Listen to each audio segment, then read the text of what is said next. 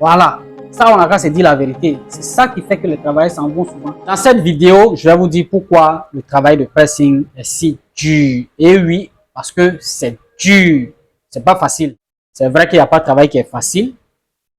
Voilà, mais il me revient beaucoup des gérants de pressing, surtout de ceux qui sont au traitement, que le travail est pénible. C'est très dur. Voilà, et que c'est pas du tout facile. Et ça, il faut le reconnaître, hein. Parce que là, je suis passé par là, hein. Je vous ai dit, le pressing, là, je suis parti de zéro. Voilà, donc j'ai traversé toutes ces étapes-là. Parce que j'ai travaillé avec très peu de moyens au départ. Et c'est ce qui arrive. Imaginez quelqu'un qui a une machine, par exemple un promoteur qui ouvre son pressing avec une ou deux machines tout au plus à laver. C'est un début, on est d'accord. Mais avec le temps, après 1 an, 2 ans, il va avoir de plus en plus de vêtements à traiter. Et celui qui est au traitement du coup, il a beaucoup d'habits à laver pour une petite capacité. Vous voyez? Et c'est ce qui fait que les gens utilisent très souvent les cycles courts. Parce que le cycle court n'est pas adapté pour un lavage en profondeur. Mais comme ils n'ont pas assez de capacité, ils n'ont pas beaucoup de machines, ils sont obligés d'utiliser les cycles courts pour terminer le lavage de la journée. Sinon, s'ils ont utilisé un cycle de 2 heures par exemple, combien de lavage ils peuvent faire par jour? Pas assez. Du coup, ils sont obligés d'utiliser les 30 minutes, les 40 minutes, les 25 minutes pour aller rapidement. Vous voyez. Seulement, ces cycles courts ne lavent pas bien. Donc, ils sont obligés de vraiment traiter, de beaucoup traiter au préalable les vêtements avant de les mettre en machine. Or, c'est épuisant.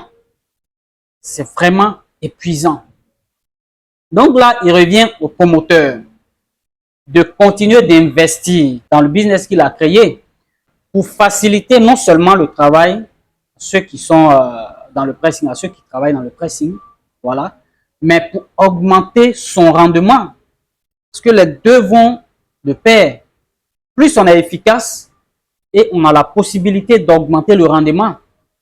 Quelqu'un qui reçoit, je prends une centaine d'habits et qui a juste une machine de 8 kilos dans son pressing, il arrive difficilement à gérer la centaine d'habits qu'il reçoit.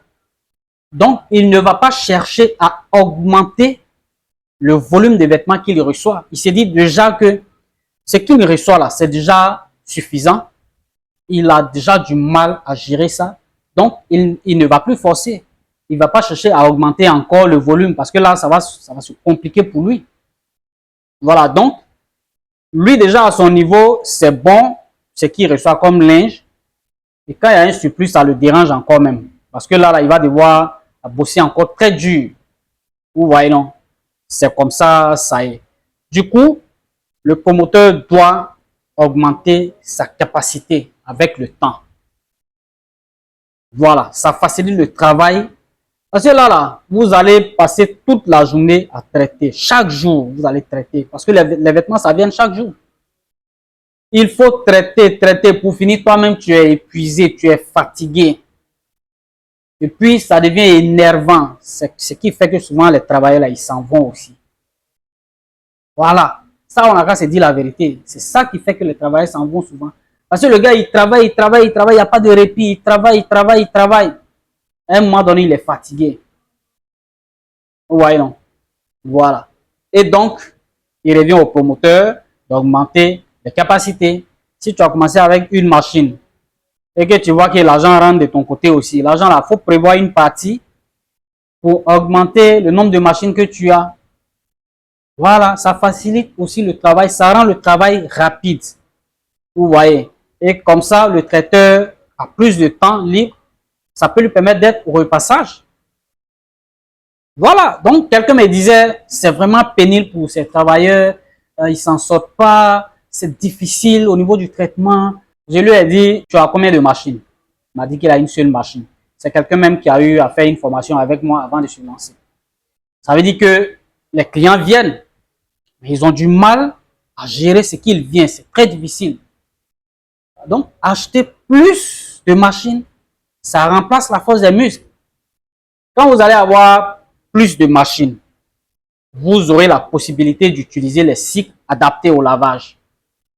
De sorte que quand vous choisissez un bon programme d'1h30, de 2 heures, vous n'avez pas à faire autant de traitement. Vous voyez?